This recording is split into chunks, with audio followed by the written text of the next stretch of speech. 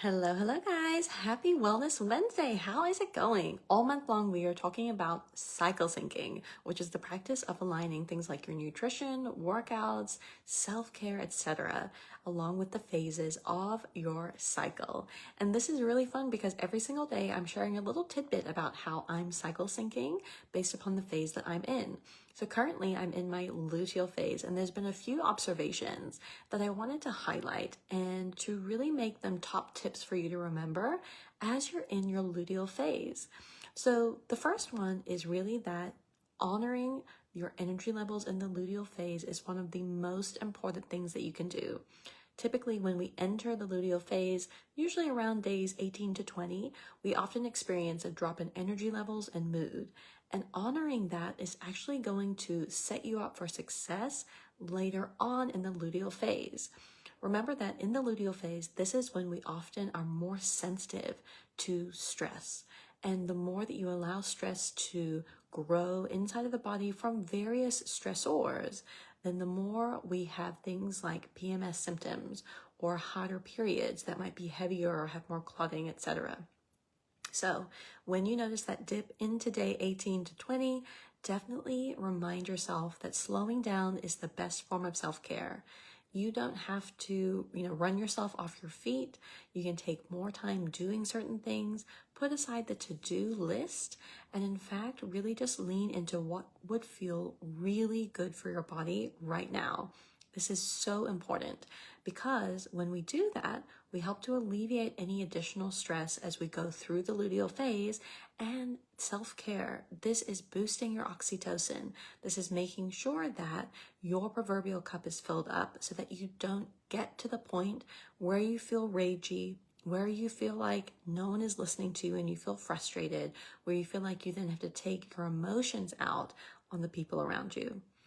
Another step here when it comes to honoring your energy in the luteal phase is remembering that communication is so important.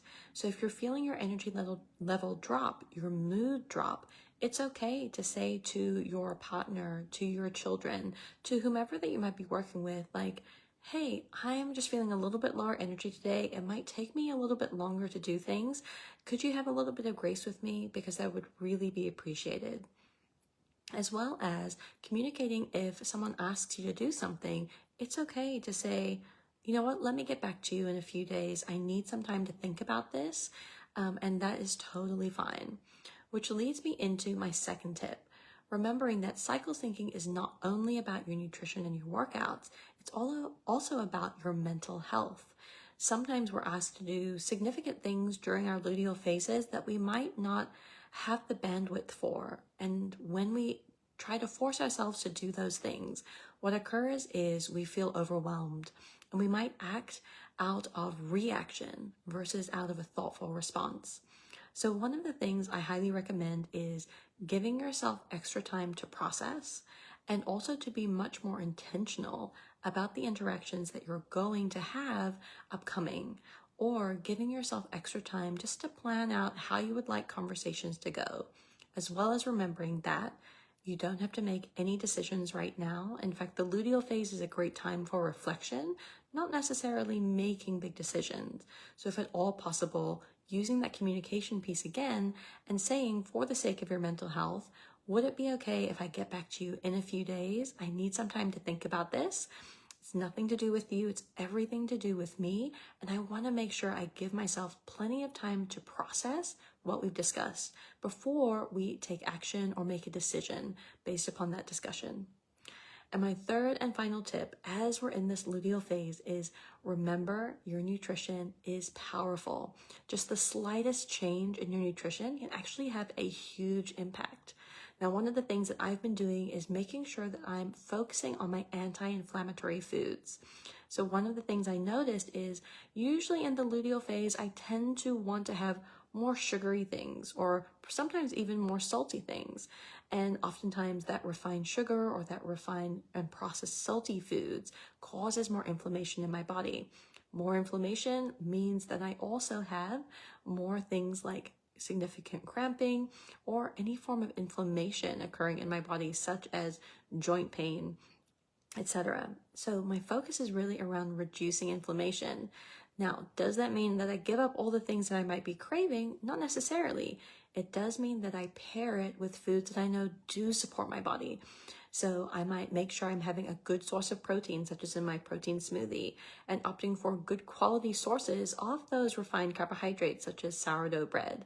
I love doing that because it doesn't make me feel like I'm missing out, and I'm getting exactly the foods that my body needs, that it's craving for, while also making sure I'm balancing it so my blood sugar levels don't go crazy, and so that I know even these slight changes in what I'm eating are helping to reduce my inflammation too.